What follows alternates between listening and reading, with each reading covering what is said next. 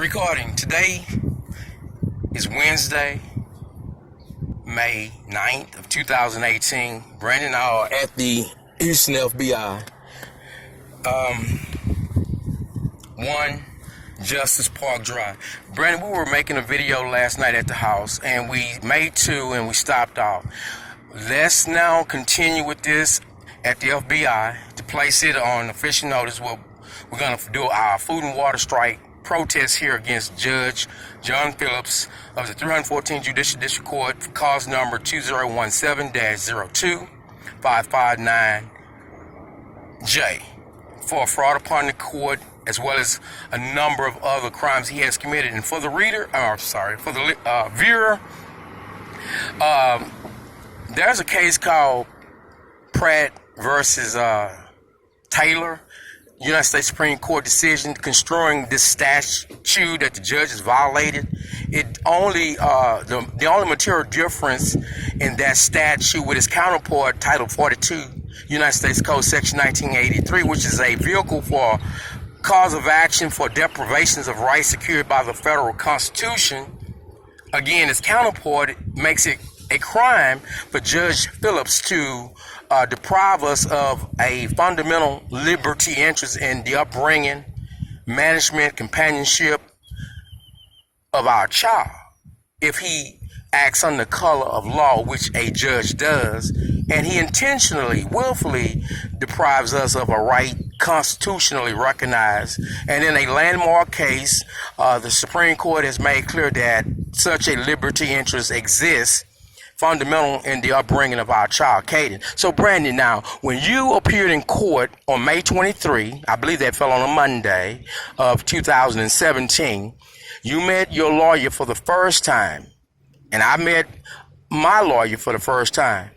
In spite of the fact that we have in the State Commission on Judicial Conduct an audio where we told the judge that we do not want attorneys, we can get our own attorneys. He did what? Okay, and so when you met Bonnie Fitch for the first time, tell the world what y'all talked about. Can you come a little closer to?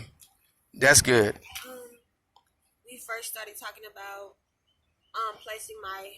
placing Caden Whitfield with a family member. Who initiated that? Her.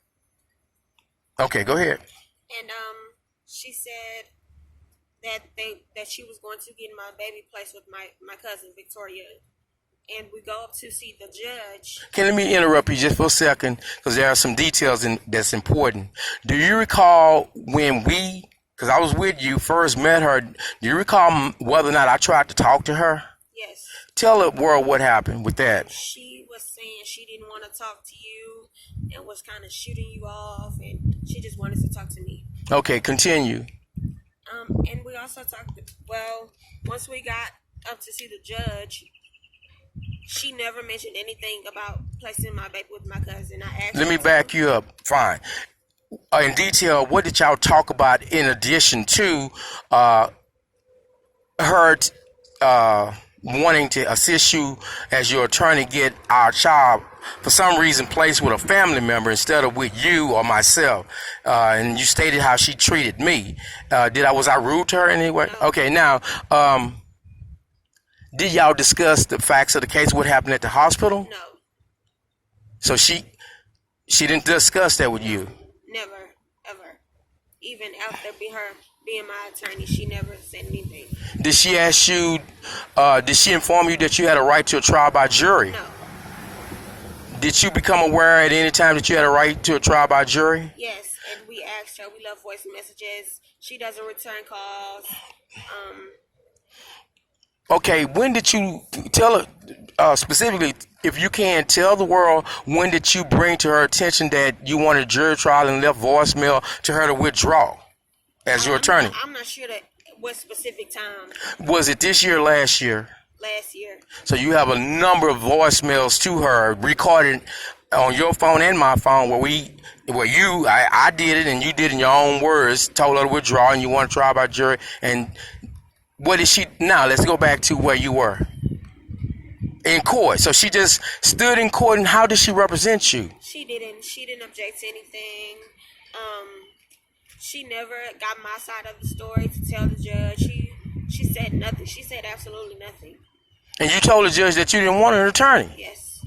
Could you have done yourself what she did? Yes. And so that, according to you, was pretty much nothing. Right.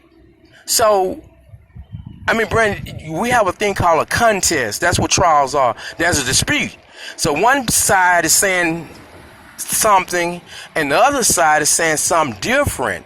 So what different in this proceeding did she say as representing you about the claims? As you just told us, she conducted no investigation. She did not interview you. According to your own testimony here, statements here, you stated that she initiated a conversation with you about getting Caden placed in the custody. That's the only thing. So I'm doing like the attorney at trial did. She done a lot of questions, putting words in your mouth, because that's how Judge Phillips, they get down. So would you say that she only fooled you, initiated this because she knew that you didn't want an attorney, and that this, by having you believe that she was going to get your baby in the custody of your cousin, you would be willing to? Yes.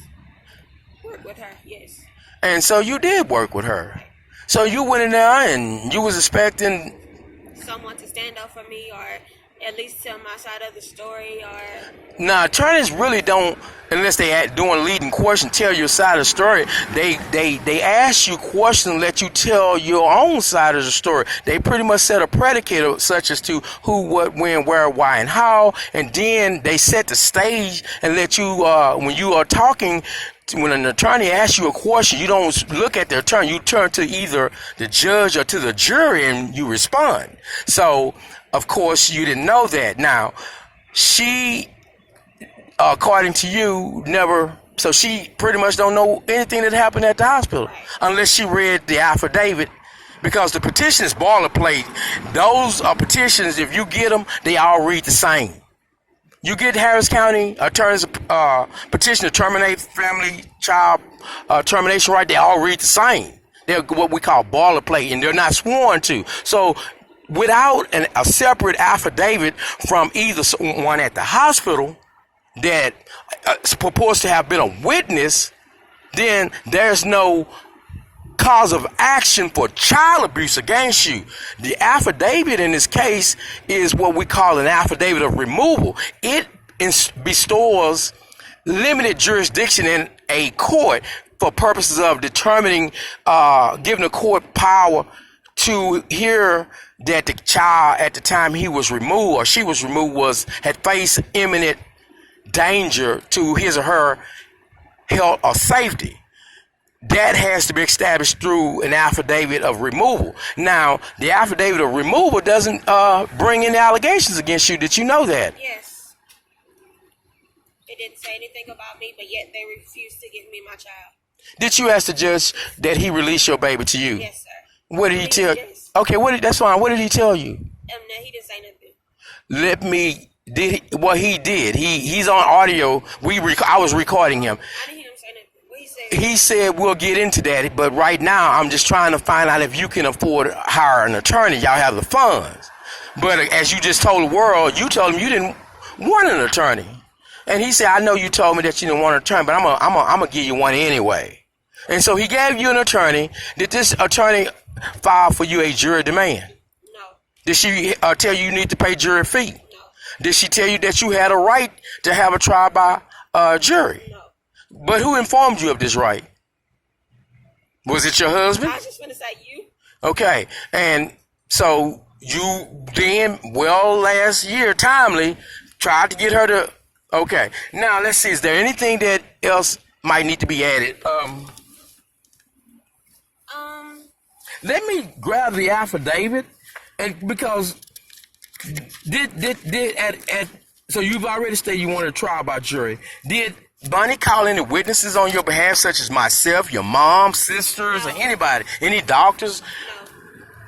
No. She didn't. She called no one in your favor. No. She didn't investigate. She didn't interview you. She didn't file a motion for new trial. Right. Notice of appeal. She didn't. She in fact didn't even show up. Right. So for the last she wasn't even showing up. She was sending somebody else in, wasn't she? Right. Okay. Now, Brandy, you know that was fraud upon the court? Huh? No. Myron Evans, you know the black guy that came to court and testified against you and myself? Yes. Do you know whether or not he investigated this case and filed his lawsuit? Yes, I do know it. He did not. Who filed this case against you and me? I think his name was Paul Gonzalez. Paul Gonzalez. Did Paul Gonzalez ever talk to you? No. You know why? No. Because he quit. That's one reason. He probably didn't talk to you because you were being unlawfully detained in a mental institution. Okay? Okay. He come out the night that they held you at the hospital, so no interview with you was possible. Here's the affidavit of Paul Gonzalez. My name is Paul Gonzalez. I am of sound mind and capable of making this affidavit. The facts stated in this affidavit are within my personal knowledge and are true and correct. Now, page 2.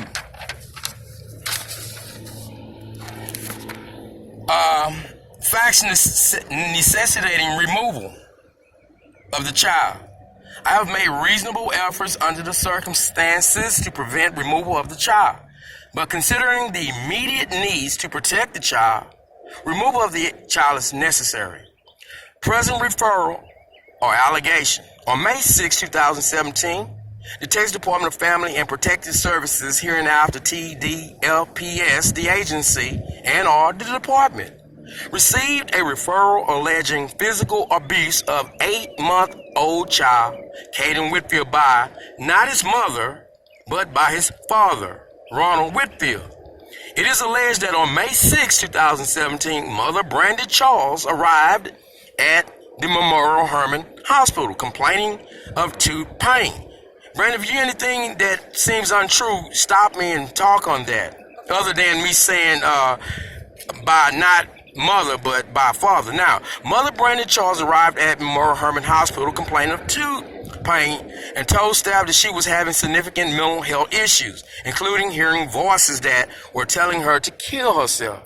I never told him that. Okay. Ms. Charles has been diagnosed with schizophrenia and bipolar disorder. Is that true? That's true. Okay. She was very compliant, open, and concerned. But once Father Ronald Whitfield arrived at the hospital, the two parents got into a verbal altercation, and Ms. Charles told Mr. Whitfield that if child Caden Whitfield was removed from her, then she was going to kill Mr. Whitfield. Mr. Whitfield stated that the mother did not need any help. I didn't say I was going to kill him. I said I was going to mess him up. Okay. And it also says here that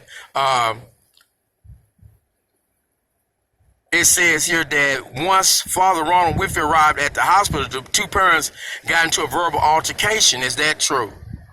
No. The reason why, because I asked you a question. What's the problem? And you stated they trying to act like, and I told you, I ain't no acting, and right. You said don't get arrested, and I said I don't have time for that. The reason why I didn't have time for that, because I think I said it in the video, I was illegally parked. So I need to get out of here quickly before I come back and our car be gone. So, we'll pick it back up. Miss Charles told Mr. Whitfield that if child Caden Whitfield was removed from her, then she was going to kill Mr. Whitfield. Mr. Whitfield stated that the mother did not need any help. I never said that. Anyway, Mr. Whitfield reportedly has a negative effect on the mother and is not putting Caden's safety first. I never saw that I had any negative effect on you other than when you were telling me to leave. Right. And the reason why you was telling me to leave was why? Because I thought you were going to get in trouble by the police. Why would you think that? I don't know. It's a lot of police brutality going on nowadays, and I just didn't want you to become a victim of it. Okay. Mr. Whitfield reportedly has a negative effect on the mother and is not putting Caden's safety first. The father had to be escorted off the property by security due to yelling and screaming at hospital staff, and the mother was being held at the hospital against her will. Did you see me being escorted off the property by security due to yelling and screaming? Now notice the words, keyword, due to yelling and screaming. Okay. For the record, as I was leaving the hospital with my son on that date, an officer, what they call City of Houston Police Department call his rank first assistant. There were two first assistant police officers, Houston police officers working off duty in the capacity for the hospital as security. In that capacity, they asked me to wait. They would like to talk with me.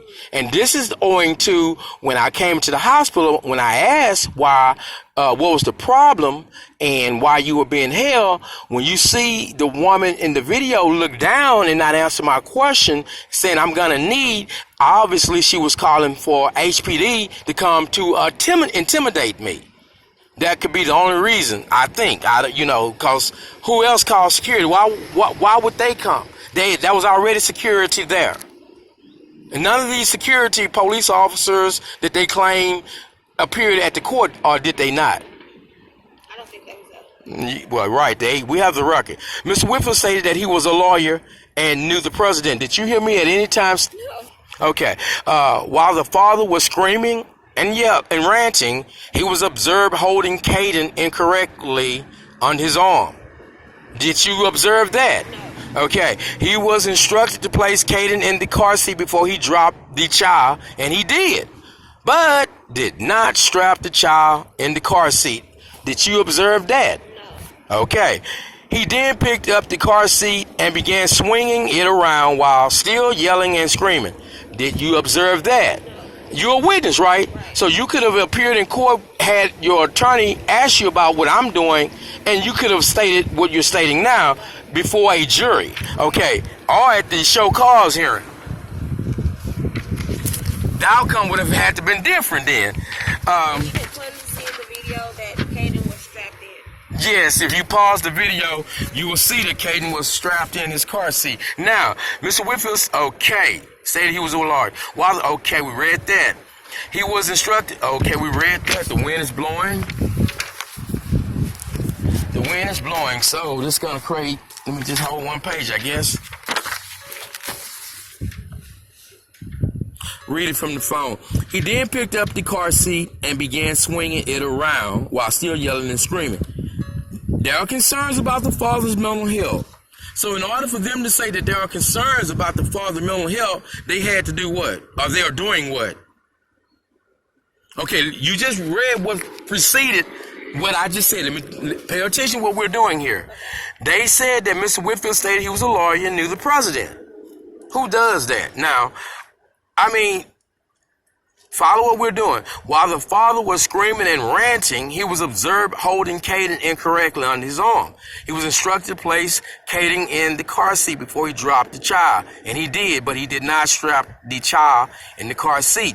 He then picked up the car seat and began swinging it around while still yelling and screaming. Now, when you take into account that they're saying this negative statements about me, which we know is false reporting, do you see how it is possible for someone that had not seen this to draw a conclusion that something was wrong with me? Okay. There are concerns, so listen to this. There are concerns about the father's mental health. There are also concerns about the father not being supportive of the mother's mental health issues. There are immediate concerns for the child's well-being since leaving the hospital with the father because he was very upset. Did you observe me being upset? No. When I come in there, you hear me using words such as please? Thank you, ma'am, sir. What's your name? Yeah. Okay. But you not no yelling and screaming and none of that, okay. Well, how is it that they saw this and we all were witnesses? They made it all up. They made it all up. There are immediate concerns for the child's well-being since leaving the hospital. He was holding, as well as having no regards to how he was holding and caring for the child while the father was in the hospital. Statement Summary of conclusions. Texas Department of therefore, based on this referral, it is concluded now. Paul Gonzalez still has to come out and conduct an investigation. These people that made these false allegations did not swear out an affidavit to be filed with the petition. Therefore, the court never acquired jurisdiction based on these referrals. Okay? Now, Texas Department of Family and Protective Services is requesting to be named temporary managing conservator of the child, Kaden Whitfield. The mother took Kaden with her to be seen at the hospital due to a complaint of tooth pain. She reported that she was hearing voices, which told her to kill herself. You already stated here, they wouldn't let you testify at trial, but you're telling the world now. They wouldn't let you do it at trial, but at least you get to tell the world now so the world can help us. By demanding that the FBI indict them, investigate them, arrest them, take it to a grand jury. We're not going to throw the case. We want a conviction. We want it because people like this can get put it to the federal level, like to the CIA and to FISA courts, and they can be bought and sold. They can be compromised. They can be intimidated. They can be bribed. So this is why we have to end corruption, and it starts with the FBI. We can't let people like Judge Phillips get appointed to the federal level. He'll sell us out. He lies. He commits fraud. Now, the mother took Kaden with her to be seen at the hospital due to a complaint of tooth pain. She reported that she was hearing voices which told her to kill herself.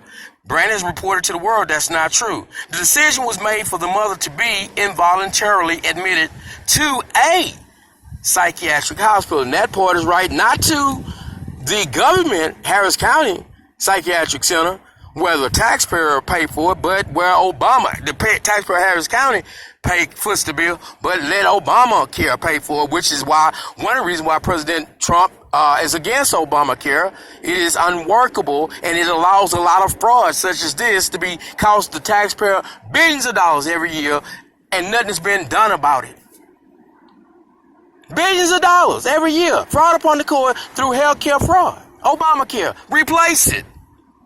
Stop what just happened to you. All this derives from you, them wanting that referral bonus. By lying, claiming that because when they get the behavior, they get a bonus. For every referral that they can get over to these private hospitals, psychiatric centers, hospital. The decision, the father came to the hospital and took Kaden. While he was at the hospital, he demonstrated concerning behaviors and acted inappropriately while making strange comments, which caused there to be concern about.